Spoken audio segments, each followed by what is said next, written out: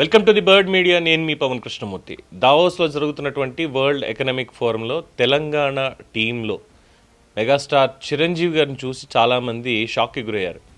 ఇదేంటి cinema hit అయింది, దాదాపుగా 300 కోట్ల వసూళ్ళు అనేటువంటి ఈ బ్రేక్ ఈవెన్ పోస్టర్స్ కూడా రిలీజ్ చేశారు. దానికి సంబంధించినటువంటి ప్రెస్ మీట్స్ కానీ ఇవన్నీ కూడా జరుగుతున్నాయి. ప్రొడ్యూసర్స్, డైరెక్టర్ అన్నీ కూడా ప్రమోషన్స్ చేస్తున్నారు. ఇంకా లాంగ్ రన్లోకి వెళ్తోంది సినిమా.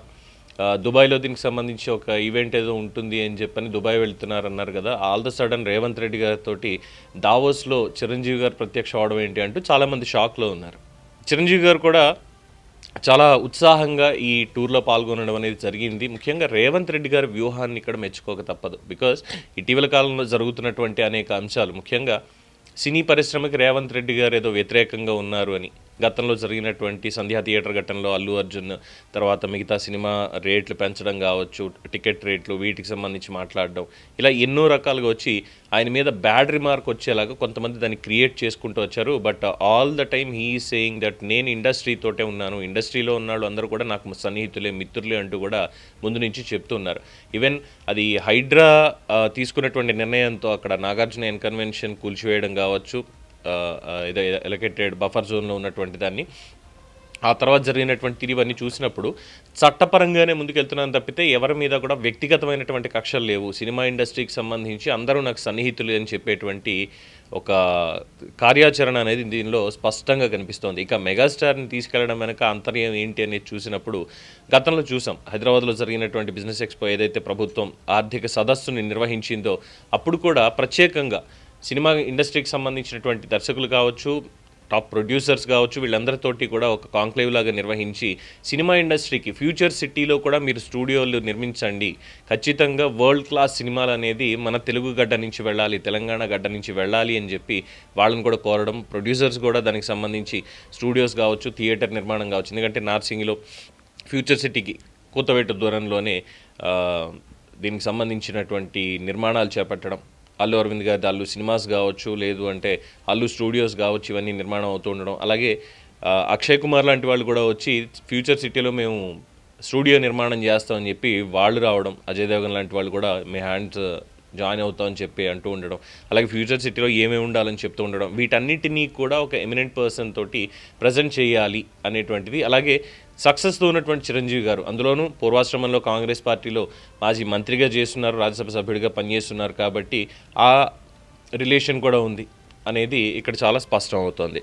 అలాగే చిరంజీవి గారిని తీసుకెళ్ళడం అనేది మాత్రం ఒక స్ట్రాటజిక్ మూవ్ అని చెప్పడంలో ఏమాత్రం అతిశయోక్తి లేదు అని చాలామంది విశ్లేషకులు కూడా చెప్తున్నటువంటి అంశం. సో ముఖ్యమంత్రి గారి ఆహ్వానం మేరకు, ప్రత్యేక ఆహ్వానం మేరకు ఈ విందులో పాల్గొనడం అనేది, లేదు ఈ ఈవెంట్లో పాల్గొనడం అనేది చాలా ఆనందంగా ఉంది, ఇటువంటి గౌరవం దక్కినందుకు అని చెప్పి చిరంజీవి గారు కూడా వారి సంతోషాన్ని వ్యక్తం చేశారు. అలాగే మనశంకర వరప్రసాద్ సినిమా, దానికి సంబంధించినటువంటి సక్సెస్ తోటి ప్రజలకి భావోద్వేగంగా ఒక లేఖను కూడా ఆయన రిలీజ్ చేయడం జరిగింది. అందులో ఎన్నో విషయాలు కూడా ఆయన పంచుకున్నారు.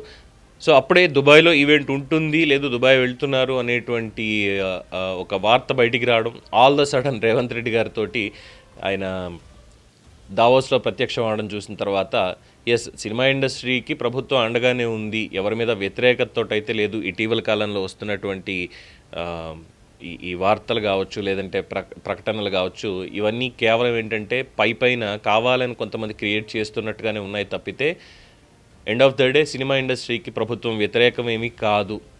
మేబీ 1 or 2 అమెండ్మెంట్స్ ఏవైతే కోరుకుంటున్నారో అటు ఇటు ఇద్దరికి సయోధ్యగా ఉండేలాగా. అలాగే మొన్న కూడా చూసాం మనం, జూబ్లీ హిల్స్ ఉప ఎన్నికల సందర్భంలో కూడా సినిమా ఇండస్ట్రీకి సంబంధించినటువంటి 24 క్రాఫ్ట్స్ కార్మికులు కావచ్చు, మిగతా వాళ్ళందరినీ కూడా రేవంత్ రెడ్డి గారు కలవడం అనేది సినిమా ఇండస్ట్రీ పట్ల ఆయనకున్నటువంటి చిత్తశుద్ధిని కూడా తెలియజేస్తోంది అంటున్నారు. అందులోనూ ఇండస్ట్రీ పెద్దగా చిరంజీవి గారిని అక్కడికి తీసుకెళ్ళడం, దావోస్కి తీసుకెళ్ళడం అనేది ఇది కూడా ఒక స్ట్రాటజిక్ మూవ్ కింద చాలామంది చెప్తున్నటువంటి అంశం. ఇక చిరంజీవి గారి లేఖ చూస్తే, మనశంకర వరప్రసాద్ గారి చిత్రానికి ప్రేక్షక దేవుళ్ళు చూపిస్తున్న ఆదరణ మరియు అపూర్వమైనటువంటి విజయాన్ని చూస్తూ ఉంటే నా మనసు కృతజ్ఞతా భావనతో నిండిపోతుంది. నేను ఎప్పుడు చెప్పేది నమ్మేది ఒకటే, నా జీవితం మీ ప్రేమాభిమానాలతో ముడిపడింది, మీరు లేనిదే నేను లేను. ఈరోజు మళ్ళీ అదే నిజమని మీరు నిరూపించారు. ఈ విజయం పూర్తిగా నా ప్రియమైన తెలుగు ప్రేక్షకులది, నా ప్రాణ సమానమైన అభిమానులది, నా డిస్ట్రిబ్యూటర్లది, సినిమాకు ప్రాణం పెట్టి పనిచేసిన ప్రతి ఒక్కరిది, మరియు ముఖ్యంగా దశాబ్దాలుగా నా వెంట నిలబడి ఉన్న వారందరిది. వెండితెర మీద నన్ను చూడగానే మీరు వేసే విజిల్స్ చప్పట్లే నన్ను నడిపించే నా శక్తి, రికార్డులు వస్తుంటాయి పోతుంటాయి కానీ మీరు నాపై కురిపించే ప్రేమ మాత్రం శాశ్వతం. ఈ బ్లాక్ బస్టర్ విజయం వెనక ఎంతో కృషి చేసిన మా దర్శకుడు హిట్ మెషిన్ అనిల్ రావిపూడికి, నిర్మాతలు సాహు సుష్మితలకు, అలాగే మొత్తం టీం అందరికీ నాపై మీరందరూ చూపిన అచంచలమైన నమ్మకానికి ధన్యవాదాలు. ఈ సంబరాన్ని ఇలాగే కొనసాగిద్దాం. మీ అందరికీ ప్రేమతో, లవ్ యూ ఆల్, చిరంజీవి అని చెప్పి లేఖ కూడా రిలీజ్ చేశారు. సో కాంట్రవర్షియల్గా అయితే డెఫినెట్గా ఏదీ లేదు. ఇంకెవరు లేరా, చిరంజీవినే తీసుకెళ్ళాలా అంటే ఆయనకున్నటువంటి స్టేచర్, గతంలో ఉన్నటువంటి పొలిటికల్ బ్యాక్గ్రౌండ్ కావచ్చు, ఇవన్నీ, అందులోనూ ఒక వ్యాపారవేత్తగా కూడా చిరంజీవి గారు ఉన్నారు. అలాగే charitable trust, blood bank, I bank కూడా ఆయన నిర్వహిస్తున్న సంగతి అందరికీ తెలిసిందే. సో ఇవన్నీ కూడా ఉన్నాయి. అందులో భాగంగా రేవంత్ రెడ్డి గారు తీసుకెళ్లారు. అలాగే సినిమా ఇండస్ట్రీకి నేను వ్యతిరేకం కాదు, చాలామంది చాలా రకాలుగా ప్రయత్నాలు చేస్తున్నారు, నేను ఏదో వ్యతిరేకం అన్నట్టుగా అనే దానికి చెక్ పెట్టడం కోసం కూడా ఈ అవకాశాన్ని ఆయన ఉపయోగించుకున్నారు అనేది మాత్రం చాలా స్పష్టంగా తెలుస్తున్నటువంటి అంశం. ఇక దీంట్లో రేవంత్ రెడ్డి గారు సూచించినటువంటి ఇంకో అత్యద్భుతమైనటువంటి విషయం కూడా ఉంది. ప్రతి సంవత్సరం కూడా జనవరి నెలలో దావోస్లో ఈ ఆర్థిక సదస్సును నిర్వహిస్తారు, వరల్డ్ ఎకనామిక్ ఫోరంని. అయితే దీనికి ఫాలో అప్గా, ఎందుకంటే ఏదో పెట్టుబడులు అనేటువంటి దానికి సంబంధించి ప్రతి సంవత్సరం కూడా ఏదో ఒక ఏడాది పాటు వెయిట్ చేస్తూ ఈ సదస్సులు నిర్వహించుకుంటూ ఉండడం కాదు, దీనికి ఫాలో అప్ కూడా ఒక 6 నెలల గ్యాప్లోనే నిర్వహించినట్టయితే ఒక్కొక్క డెస్టినేషన్లో బాగుంటుంది. దానికి సంబంధించింది ప్రతి జూలై లేదా ఆగస్టులో world economic forum follow up సదస్సును హైదరాబాద్లో నిర్వహించండి అని చెప్పి ఆయన ఓపెన్ ఇన్విటేషన్ కూడా వాళ్ళకి ఇచ్చారు, రిక్వెస్ట్ ఇచ్చారు. అది కూడా మంచి అప్లాజ్కి నోచుకుంది. చాలామంది అభినందించారు. ఎస్, నిజంగా ఫాలో అప్ అనేది ఉండాలి, లేదంటే కొంతమంది వస్తున్నారు పెట్టాలా వద్దా అనే దాంతో వెళ్ళిపోతున్నారు తప్పితే ఏం లేదు. ఒక అవకాశంగా, మార్కెటింగ్ అవకాశంగానే దీన్ని భావిస్తున్నారు తప్ప ప్రొడక్టివిటీలోకి, ప్రొడక్షన్లోకి కొన్ని వెళ్ళడం లేదు. వాటిని కూడా ఫుల్ఫిల్ చేయాలి అంటే ఖచ్చితంగా ఫాలో అప్ అనేది ఉండాలని చెప్పి బిజినెస్ లీడర్స్, అలాగే పాలసీ నిర్ణేతలు ఎవరైతే ఉన్నారో వాళ్ళ నుంచి కూడా మద్దతు అనేది ఆయనకి లభించింది.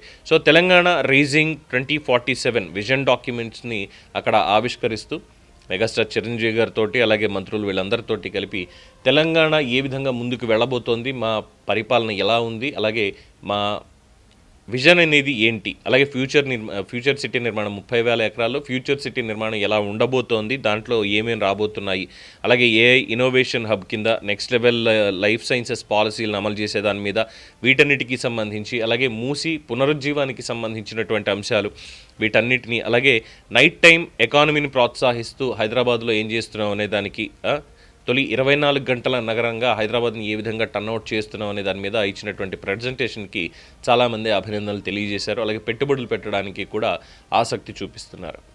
ఏదేమైనప్పటికీ ప్రభుత్వ పరంగా ఉన్నటువంటి కార్యక్రమంలో, రాష్ట్రాన్ని రిప్రజెంట్ చేసేటువంటి క్రమంలో మెగాస్టార్ చిరంజీవి గారిని కూడా దీంట్లో భాగం చేసి తీసుకెళ్ళినటువంటి రేవంత్ రెడ్డి వ్యూహం మాత్రం నిజంగానే హిట్ పాలసీ అని చెప్పుకోవడంలో ఏమాత్రం అతిశయోక్తి లేదు.